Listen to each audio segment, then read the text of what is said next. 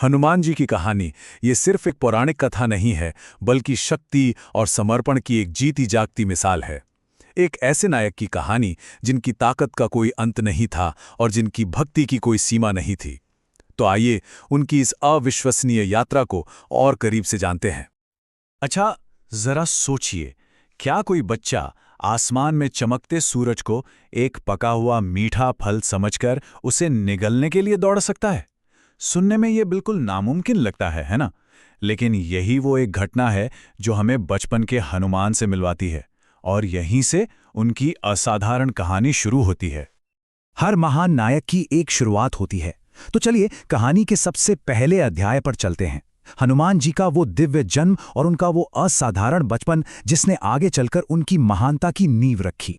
वैसे तो हम सब उन्हें हनुमान जी कहते हैं, लेकिन उनके और भी कई नाम हैं और हर नाम के पीछे एक कहानी छिपी है। जैसे अपनी माता अंजना के प्यारे पुत्र होने के कारण वो अंजनेय कहलाए, पवन देव के पुत्र होने से मारुति, और बजरंगबली नाम, खैर ये तो उनकी बेमिसाल ताकत का ही दूसरा नाम है। लेकिन सवाल ये उठता है कि उनमें इतनी अपार शक्ति आई कहां से? तो इसका जवाब जुड़ा है उनके जन्म के रहस्य से। उन्हें रुद्रावतार माना जाता है, यानी वो स्वयं भगवान शिव का ही एक अंश थे, उनका अवतार थे, और बस इसी वजह से जन्म से ही वो दिव्य शक्तियों के स्वामी थे। वो माता अंजना और केसरी के पुत्र थे, लेकिन उनका बल और उनकी बुद्धि किसी आम बालक जैसी बिल्कुल नहीं थी। ये ऐसी चीजें नहीं थीं जो उन्होंने समय के साथ सीखीं, बल्कि वो इन असाधारण शक्तियों के साथ ही इस धरती पर आए थे। पर अब सोचिए, जिसके पास इतनी ताकत हो, उसकी जिंदगी में एक ऐसा मोड़ आए जब वो अपनी ही शक्तियां भूल जाएं। जी हां, हनुमान जी के साथ ठीक ऐसा ही हुआ। चलिए कहानी के इस सबसे अप्रत्याशित मोड़ को समझते हैं।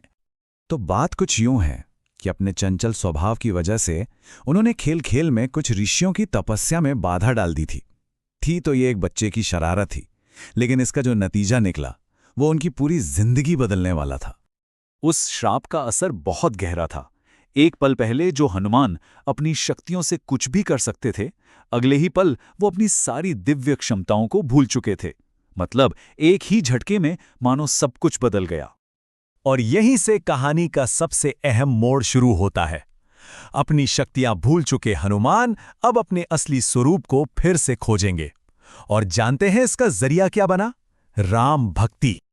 उनकी भूली हुई शक्तियों का ये जागरण 3 पड़ावों में हुआ। देखिए, सबसे पहले वो श्री राम से मिले, जिससे उनके जीवन को एक दिशा मिली, एक मकसद मिला। फिर जांबवंत जी ने उन्हें उनकी सोई हुई ताकत की याद दिलाई, और बस फिर क्या था, उन्हें अपनी सभी दिव्य शक्तियों का फिर से स्मरण हुआया। हनुमान जी की कहानी हमें एक बहुत ही जरूरी बात सिखाती है कि सही मार्गदर्शन और प्रेरणा मिलने पर हमारे अंदर की सोई हुई क्षमताएं भी फिर से जाग सकती हैं। ये एक ऐसा सबक है जो हम सबके जीवन में काम आ सकता है। तो अब जब हनुमान जी को अपनी शक्तियां वापस मिल चुकी थीं, तो समय था उन्हें सही काम में लगाने का। और यहीं से शुरू होता है लंका में उनके पराक्रम और वीरता का वो अध्याय जिसे हम सब जानते हैं। और अपनी शक्तियों के वापस आते ही हनुमान जी ने जो किया वो तो इतिहास बन गया। सोचिए, एक ही छलांग में विशाल समुद्र को पार कर जाना, अशोक वाटिका में माता सीता को ढूंढ निकालना, अपनी ही पूंछ से पूरी लंका में आग लगाकर रावण को एक मजबूत संदेश देना, और लक्ष्मण जी के प्राण बचाने के लिए पूरा का पूरा संजीवनी पर्वत ही उठा लाना। ये सिर्फ चमत्कार नहीं थे, ये भक्ति की शक्ति के सबूत थे। जरा इस एक बात पर गौर कीजिए, एक पूरा का पूरा पहाड़, ये सिर्फ ताकत का प्रदर्शन नहीं था, ये इस बात का प्रतीक था कि एक जान बचाने के लिए हनुमान किस हद तक जा सकते थे। ये उनकी अटूट सेवा भावना का सबसे बड़ा प्रमाण है। लंका में हनुमान का हर एक कदम सिर्फ एक कारनामा नहीं था, बल्कि एक गहरा संदेश था। ये लड़ाई असल में रावण के अहंकार पर श्री राम की भक्ति की जीत का प्रतीक थी। उन्होंने ये साबित कर दिया कि सच्ची भक्ति और सेवा के सामने दुनिया की बड़ी से बड़ी बुराई भी टिक नहीं सकती। कहानियां तो एक दिन खत्म हो जाती हैं, लेकिन एक नायक की विरासत, उसकी सीख हमेशा जिंदा रहती है। तो चलिए अब ये समझते हैं कि हनुमान जी आज हमारे लिए क्या मायने रखते हैं और उनकी कहानी हमें क्या सिखाती है। उनकी निस्वार्थ सेवा और उस अटूट समर्पण की वजह से ही आज दुनिया उन्हें राम भक्त हनुमान के नाम से जानती है। देखिए, उनकी असली विरासत उनकी ताकत नहीं बल्कि उनकी भक्ति है, और यही उनकी सबसे बड़ी पहचान बन गई। आज भी जब हम हनुमान जी को याद करते हैं तो हमारे मन में शक्ति, साहस और भक्ति की भावना आती है, और शायद इसीलिए वो संकट मोचन कहलाते हैं, यानी वो जो हमारे सभी संकटों और बाधाओं को दूर करने की प्रेरणा देते हैं। आखिर में हनुमान जी की कहानी हमें एक बहुत गहरे सवाल पर सोचने के लिए छोड़ जाती है। क्या अपार शक्ति और अटूट भक्ति का संतुलन एक साथ मुमकिन है?